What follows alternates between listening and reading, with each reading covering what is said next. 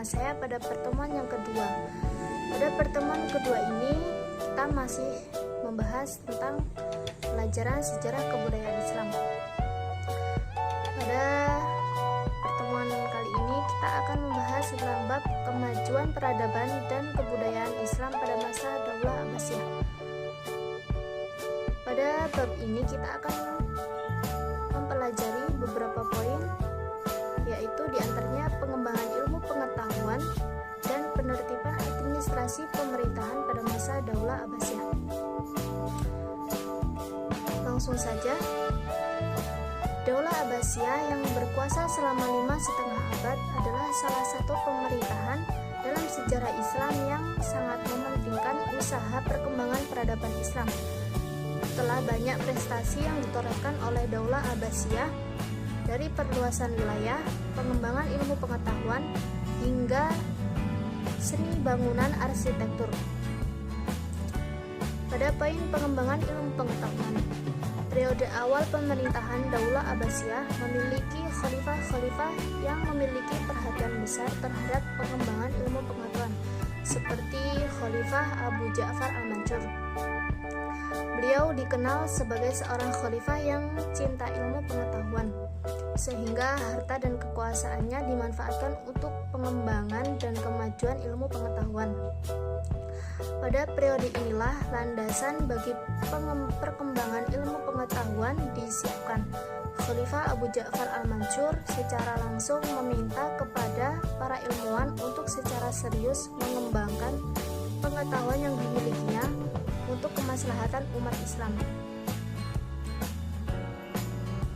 Kerjasama yang apik antara ilmuwan dan pemerintahan melahirkan para ilmuwan muslim dari berbagai disiplin ilmu pengetahuan, kedokteran, filsafat, kimia, botani, astronomi, matematika, dan lain-lain.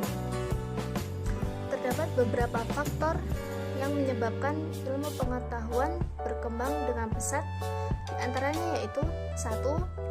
Terjadinya asimilasi budaya, bahasa, pengetahuan antara bangsa Arab dengan bangsa lainnya.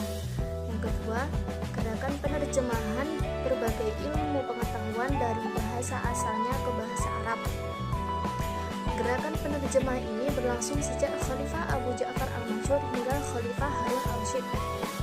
Buku-buku klasik Romawi dan Yunani yang terdiri dari berbagai disiplin ilmu filsafat, astronomi, farmasi, dan seni budaya dari bahasa dalam bahasa Arab. 3. Pendirian pusat studi dan kajian yang diberi nama Baitul Hikmah. Tempat ini bukan saja hanya menjadi pusat studi orang-orang di wilayah Baghdad, tapi hampir dari seluruh penjuru dunia. Yang keempat, pembentukan majelis munadharah pada masa Khalifah Abdullah al-Ma'mun menjadi pusat kajian yang mengupas segala persoalan hukum keagamaan. Selanjutnya, penertiban administrasi pemerintahan. Usaha membangun peradaban emas juga terjadi pada bidang administrasi pemerintahan Daulah Abbasiyah. Pemerintahan Daulah Abbasiyah yaitu antaranya pengangkatan wazir, perdana menteri yang bertugas membantu khalifah dalam menjalankan roda pemerintahan. Wazir dibantu oleh beberapa departemen, yaitu 1. Departemen Diwanul Kharij, Departemen Luar Negeri. 2. Diwanul Ziman, Departemen Pengawasan Urusan Negara. Yang ketiga, Diwanul Jundi, Departemen Pertahanan dan Keamanan. Yang keempat, Diwanul Aqarah, Departemen Tenaga Kerja dan Pekerjaan Umum. Yang kelima, Diwanul Risail, Departemen Pos dan Telekomunikasi. Selanjutnya, pengangkatan Risaul Kitabah atau Sekretaris Negara yang memimpin Diwanul Kitabah. Dalam menjalankan tugasnya, Risaul Kitabah dibantu oleh 5 orang khatib atau sekretaris, yaitu 1.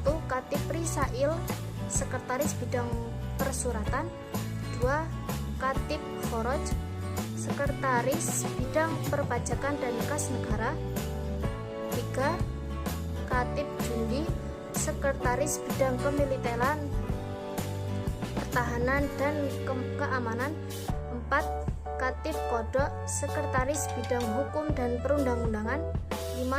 Katib Syurta, Sekretaris Bidang Kepolisian dan Keamanan Sipil.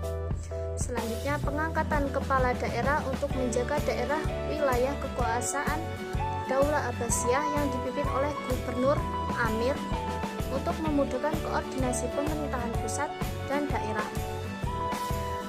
Di bawah gubernur dibentuk pemerintahan desa atau Qaryah yang dipimpin oleh Syekhul Qaryah. Selanjutnya, pembentukan Mahkamah Agung yang menangani beberapa bidang hukum seperti 1. Al-Qodi, mengadili perkara agama, hakimnya disebut Qodi. 2. Al-Hizbah, mengadili perkara umum, baik pidana maupun perdata, hakimnya disebut Al-Mutasib. Yang ketiga, An-Nazar fil Mazalim, pengadilan tingkat banding setelah dari pengadilan Al-Qodi atau Al-Hizbah, hakimnya disebut Sohibul Muzalim. Baiklah, saya rasa cukup materi